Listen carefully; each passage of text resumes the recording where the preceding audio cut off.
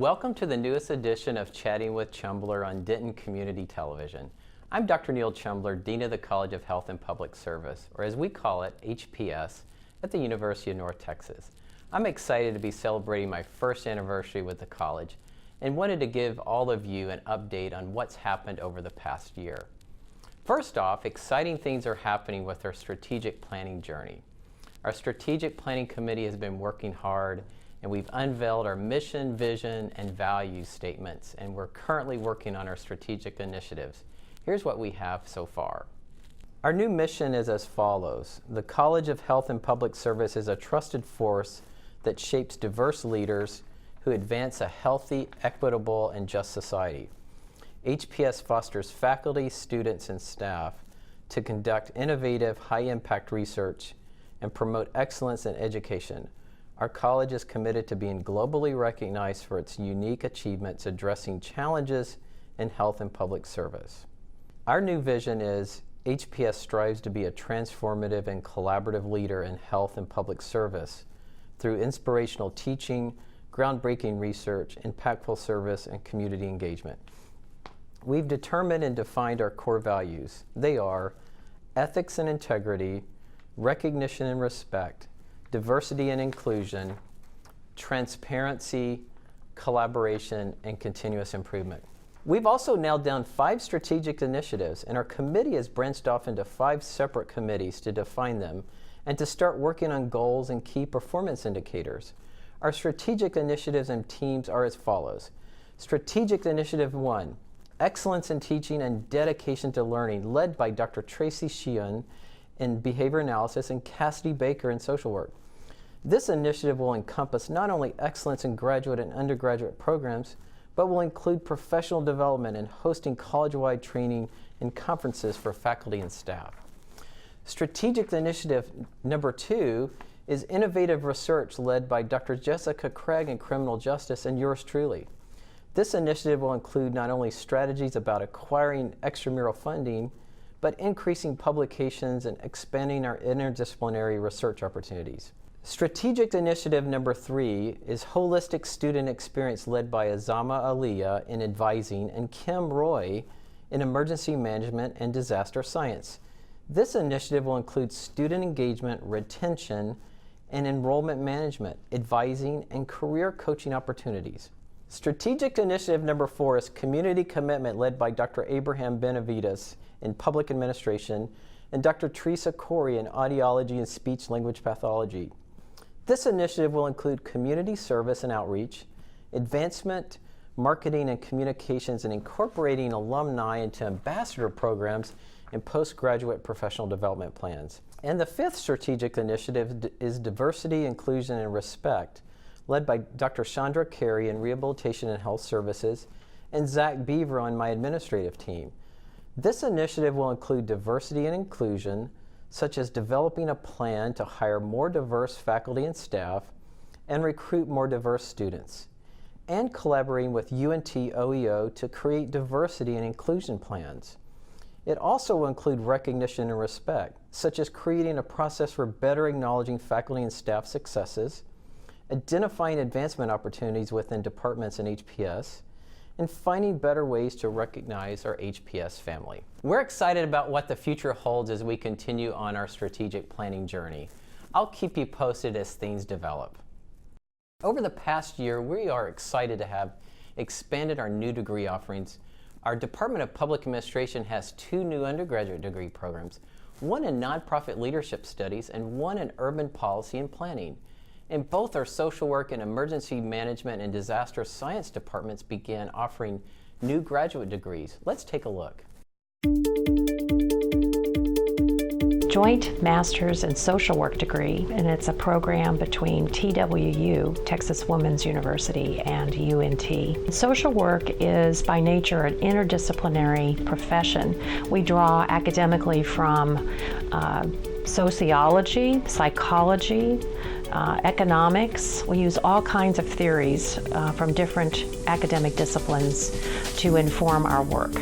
And we are in this program, we're bringing together the best resources from Texas Women's University and UNT to offer our students the opportunity to be connected to both campuses. We have a program that is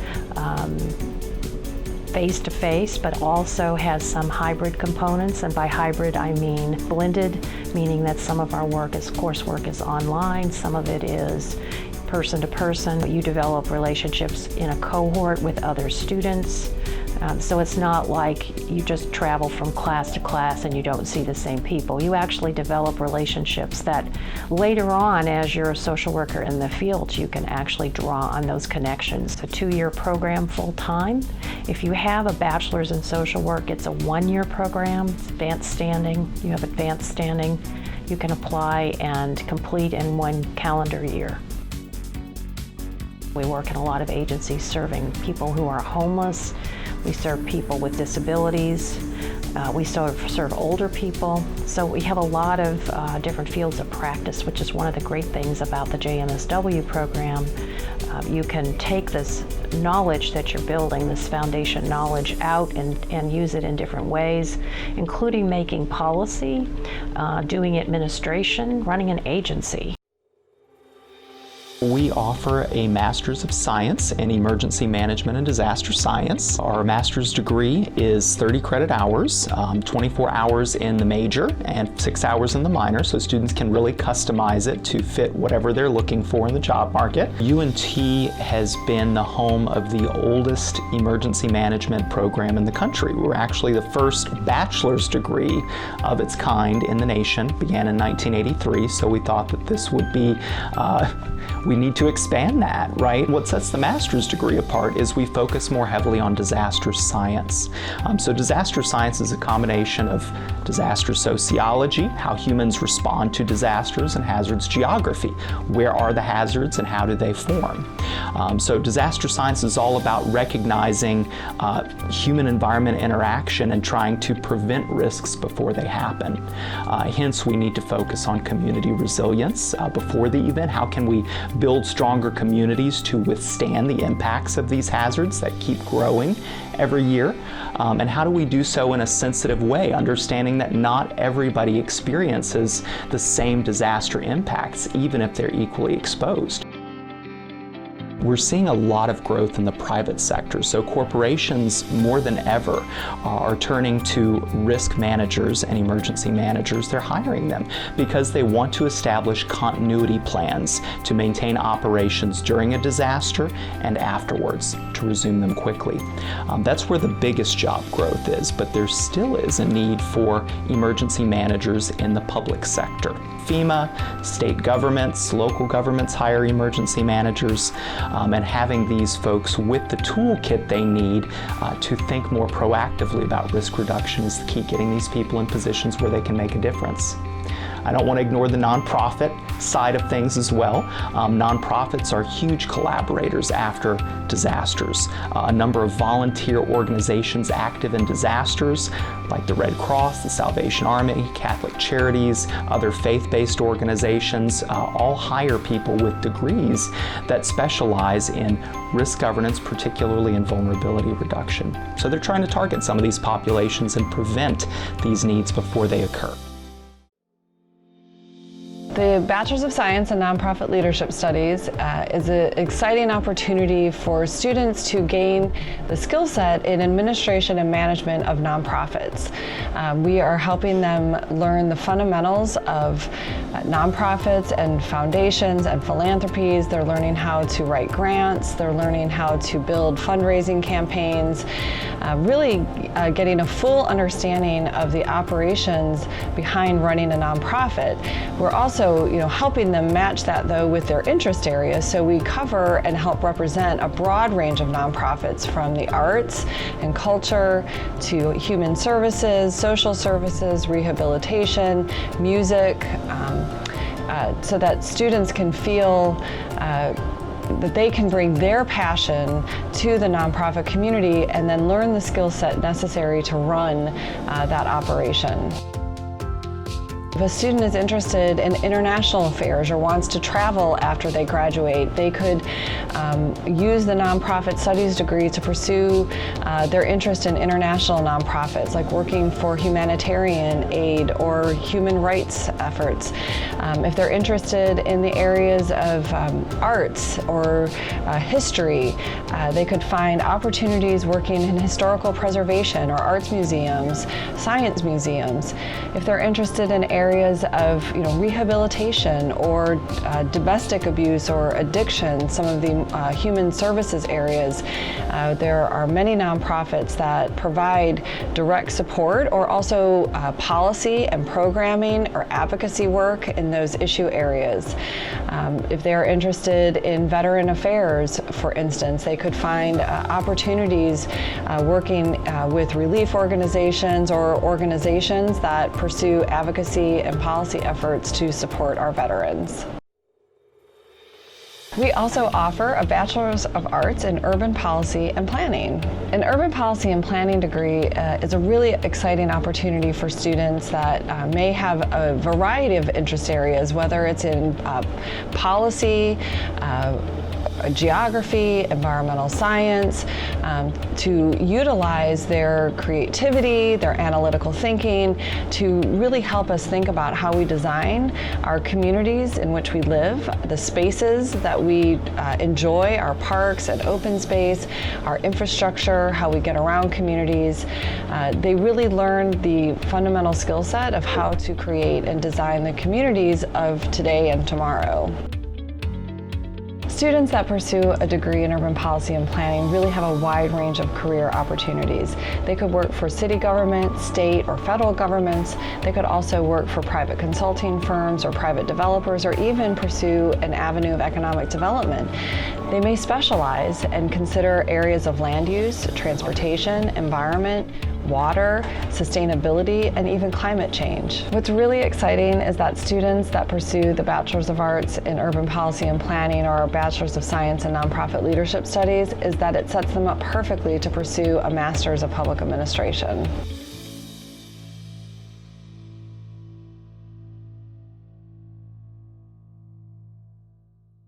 One new degree not covered in that story is our new Bachelor of Science in Public Health. The degree program, which is housed in the Department of Rehabilitation and Health Services, prepares professionals to promote health and identify, prevent, and solve health problems at the local, national, and global levels. While I love all of our new degrees, I'm especially excited about this one because I personally have a background in public health. Plus, according to a new CareerCast report, health professions have the highest rated job growth in the U.S., with 6 of the 8 jobs with the most job growth being in the healthcare industry. The majority of these high-demand healthcare professions require only a bachelor's degree, and we're here to prepare you for these jobs. These are all rewarding professions that you can jump into as soon as you walk out of our doors with your HPS public health degree in hand. Here are a few details on the degree. It requires 39 credit hours in the major, provides a broad perspective of public health, and graduates may choose from a wide variety of specializations including community health, environmental health, epidemiology, social and behavioral health, health communications and public relations, or policy and health management, just to name a few options. There also are options for minors in a variety of areas including addiction studies, applied gerontology, emergency administration and planning, and more. So needless to say, we have a lot of new and exciting degree programs to prepare you for your future. Over the past year, we've had our share of big news. Let's take a look back at some of our successes. U.S. News & World Report came out with their rankings, and HPS made quite a few lists. 3 of our graduate programs were named top in the state and among the nation's best. 2 of our graduate program concentrations were ranked number 1 in Texas and 5th in the nation on the 2020 list of best graduate schools. Local government management and homeland security and emergency management. Rehabilitation counseling was also named first in Texas and sits at number 11 among public universities and number 12 overall. The Master of Public Administration program specialization in local government management jumped 3 spots from number 8 to number 5 nationally from last year, and for the first time the NPA is also ranked in the public financing and budgeting category, where it sits at number 27. U.S. News & World Report also named our criminal justice online graduate degree program number 3 in Texas and number 24 in the nation on its 2019 list of best online programs. In other news, our college received several grants that are helping us make a difference, not only locally, but globally. The UNT PUSH program, founded by Dr. Brenda Sweden, Clinical Associate Professor, PUSH Advisor, and UNT Foster Care Liaison, received $40,000 from the Carl B. and Florence E. King Foundation to fund the Summer Bridge program, an initiative that provides housing, programming, and college transition services to incoming freshmen and transfer students who have been touched in some way by the foster care system. Participants also get an early start on their coursework. The Texas Workforce Commission awarded UNT Workplace Inclusion and Sustainable Employment, also called UNT WISE, in conjunction with the UNT College of Engineering, $89,000 to offer the Explore STEM summer program, a variety of summer camps for students ages 14 to 22 with disabilities. Over the summer, UNT WISE and UNT Engineering are hosting Explore STEM, Computer Engineering, Explore STEM Computer Science, and a Maker STEM camp using the funds. A $112,000 grant from Sonova USA Incorporated is funding a clinic that tests auditory processing issues in children with autism spectrum disorder at the UNT Speech and Hearing Center. UNT is home to one of only 2 clinics in the nation and one of only 3 in the world that will offer auditory testing services specifically for children with autism spectrum disorder. Our clinic will be able to provide intervention services for the children thanks to the results of a previous study funded by a Texas Higher Education Coordinating Board grant. Dr. Aaron Schaefer, Professor and Director of Graduate Studies in Audiology, plans to publish the results of the study in hopes of creating international standard operating procedures for audiology testing of children with ASD. The Texas Health and Human Services Commission has awarded the college a $400,000 grant to expand its health community collaborative program, which promotes collaboration between public and private sectors to help increase access to much-needed services for people experiencing homelessness, mental illness, or who might have co-occurring substance abuse or primary care health issues to rural communities. Dr. Abraham Benavides in the Department of Public Administration is co-PI with Dr. Chandra Carey in the Department of Rehabilitation and Health Services. They are working with the Department of Criminal Justice to develop and implement a learning community and provide consultation and training services for emergency personnel, clergy, and other community leaders in rural areas so that they can develop their own programs for at-risk populations to help prevent homelessness and criminal recidivism. Various rural counties have been identified for the 15-month project. By training community leaders in these areas to recognize the barriers to successful recovery and providing them with appropriate evidence-based mental health and substance abuse disorder interventions, post-arrest jail diversion options, housing services, and meaningful job development strategies, we anticipate a positive impact for individuals who are homeless and those with repeated arrest. It's always exciting to see research in the college. I'm proud of our talented faculty and can't wait to see the difference they continue to make in the world. Don't forget, I do have a blog, Chatting with Chumbler, that will help you stay up to date on what we're doing in the College of Health and Public Service. You can find it at hps.unt.edu/chatting-chumbler. Also, you can join me in the Chilton Hall Atrium for Coffee with Chumbler a few times each semester. It's an opportunity to enjoy a cup of coffee with me and ask me any questions you may have about the college. It's important to me that I'm available to listen and get to know all of you. For dates and times, visit our website at hps.unt.edu or follow us on Facebook and Twitter via the handle @UNTHPS. Thank you again for joining us today. I look forward to continuing to show you our successes and taking you with us on our journey as we shape the future leaders of tomorrow. I'll see you next time here on Chatting with Chumbler.